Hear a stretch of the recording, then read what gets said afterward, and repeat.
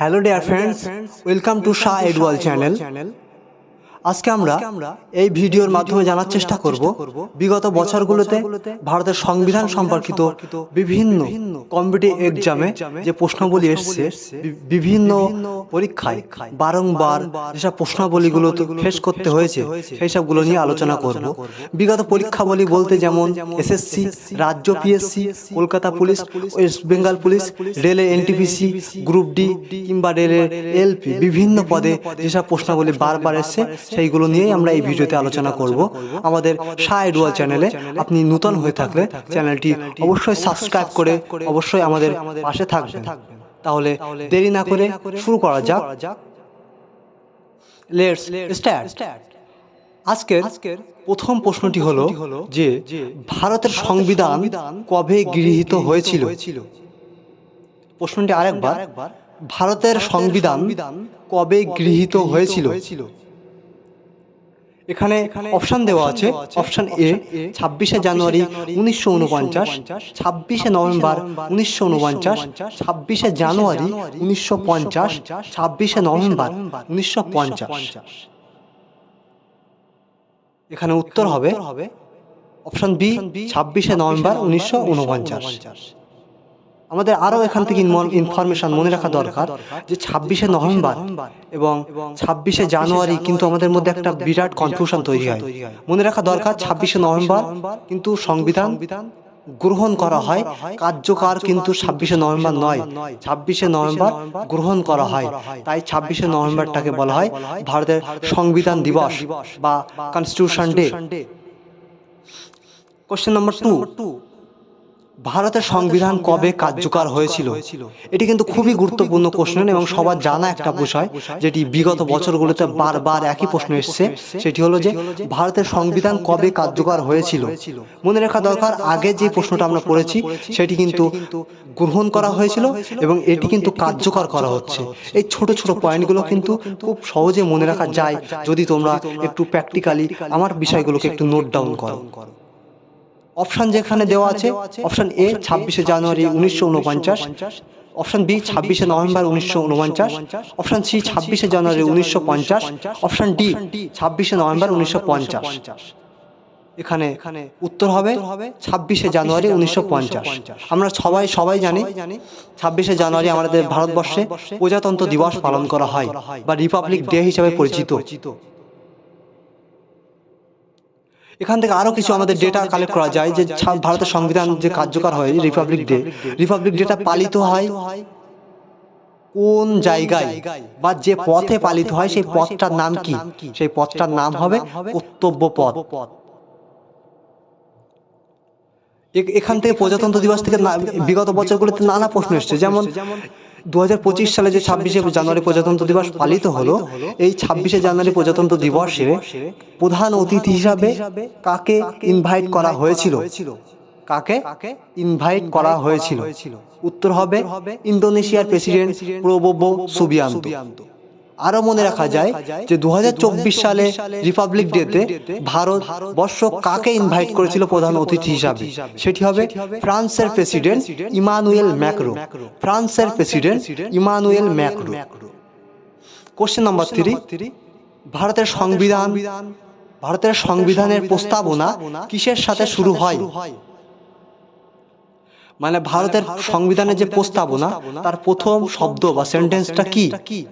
Option A আমরা ভারতের মানুষ, অপশান বি আমরা ভারতের নাগরিক, অপশান সি আমরা ভারতের জনগণ, অপশান ডি আমরা ভারতের বাসিন্দা। তাহলে উত্তর কি হচ্ছে? অপশান এ আমরা ভারতের মানুষ, we the people of India. এখান থেকে আরও কিছু ডেটা কালেক্ট করা যায় যে ভারতের এই যে প্রস্তাবনাটা কোন দেশের সংবিধান থেকে কালেক্ট করা হয়েছিল। আর একবার, ভারতের সংবিধানের যে প্রস্তাবনা সেটি কোন দেশের সংবিধান থেকে ধার নেওয়া হয়েছিল? উত্তর হবে USA, United state of America. Question number 4, ভারতের সংবিধানের মূল কাঠামো কি ধরনের? কোশ্চেন নম্বর 4, ভারতের সংবিধানের মূল কাঠামো কি ধরনের? অপশন এ এককেন্দ্রিক, অপশন বি যুক্তরাষ্ট্রীয়, অপশন সি এককেন্দ্রিক ও যুক্তরাষ্ট্রীয়, অপশন ডি সংসদীয়। উত্তর হবে অপশন সি এককেন্দ্রিক এবং যুক্তরাষ্ট্রীয় উভয়। কোশ্চেন নাম্বার 5, ভারতের সংবিধান কতটি তফসিল রয়েছে? আবার ভারতের সংবিধানের কটি তফসিল রয়েছে? উত্তর হবে 12টি। কোশ্চেন নাম্বার 6, ভারতের সংবিধানের কতটি মৌলিক অধিকার রয়েছে? কোশ্চেনটি আরেকবার, ভারতের সংবিধানের কতটি মৌলিক অধিকার রয়েছে? অপশন এ 5টি, অপশন বি 6টি, অপশন সি 7টি, অপশন ডি 8টি। উত্তর হবে 6টি। মনে রাখা দরকার যে ভারতের সংবিধানের কিন্তু অতীতে 6-এর জায়গায় 7টি অধিকার ছিল, কিন্তু আমাদের যে জমি জায়গা সম্পত্তির অধিকার সেটি অ্যাবলিশ করে আমাদের 6টি অধিকার রাখা হয়েছে। মনে রাখা দরকার এই যে সংবিধানের অধিকার, এই যে আমরা বলছি মৌলিক অধিকার বা রাইটস, এই রাইটস ধারণাটি কোন দেশ থেকে নেওয়া হয়েছিল?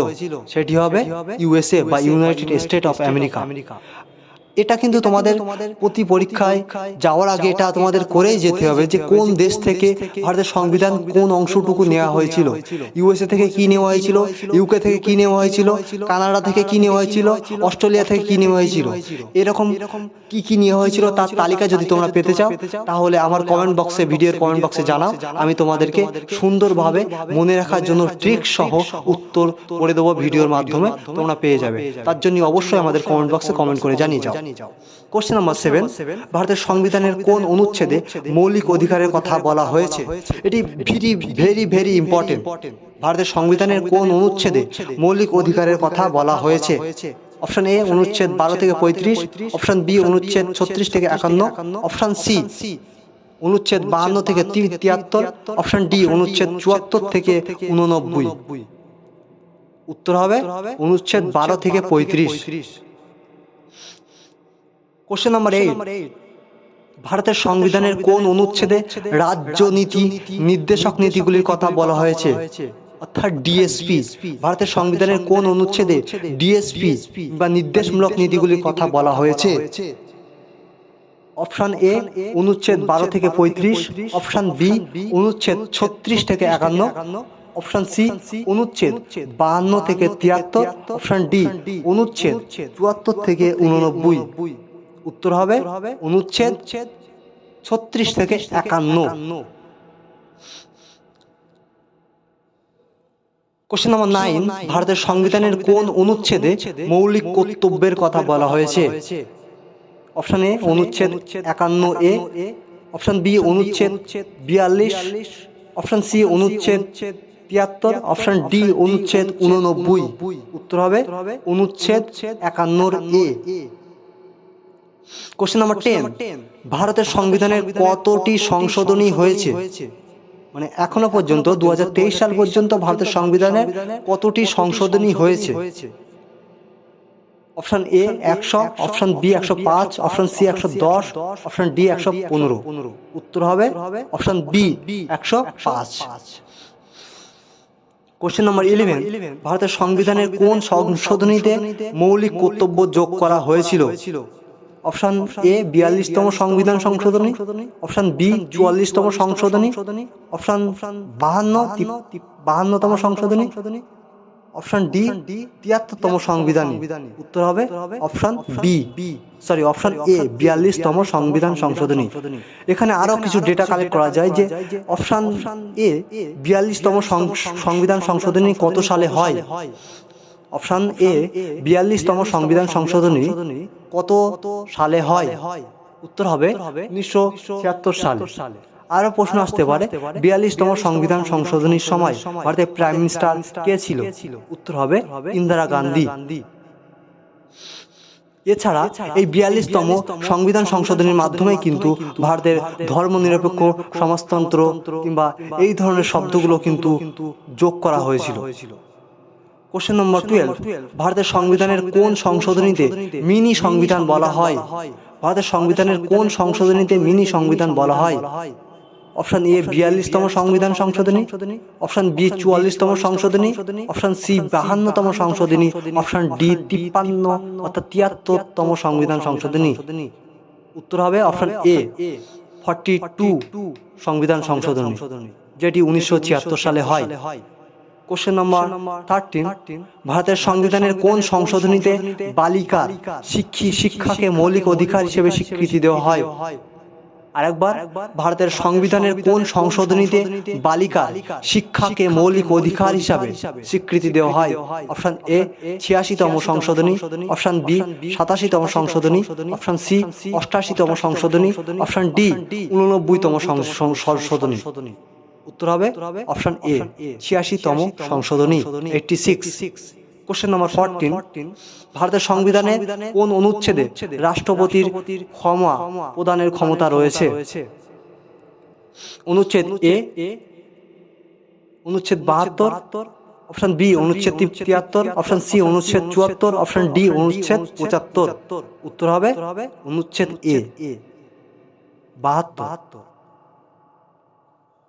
কোশ্চেন নম্বর 15, ভারতের সংবিধানের কোন অনুচ্ছেদ প্রধানমন্ত্রী পদ সম্পর্কে বলা হয়েছে? ভারতের সংবিধানের কোন অনুচ্ছেদে প্রধানমন্ত্রীর পদ সম্পর্কে বলা হয়েছে? অপশন এ অনুচ্ছেদ 74, অপশন বি অনুচ্ছেদ 75, অপশন সি অনুচ্ছেদ 76, অপশন ডি অনুচ্ছেদ 77। উত্তর হবে অনুচ্ছেদ 75। আজকে এই পর্যন্তই থাক। সবশেষ তোমাদের জন্য একটা প্রশ্ন থাকলো, বর্তমান সময়ে ভারতের রাষ্ট্রপতির নাম কি এবং তার বাড়ি কোথায়? এই প্রশ্নটির উত্তর অবশ্যই প্রত্যেকে কমেন্ট বক্সে জানিয়ে যাবা, এবং এরকম নিত্য নতুন ভিডিও পেতে চাইলে আমাদের চ্যানেলটি সাবস্ক্রাইব করে কমেন্ট বক্সে তোমাদের চাহিদা মতো টপিক বলে যাবা, সেই অনুযায়ী ভিডিও পেয়ে যাবা। ধন্যবাদ।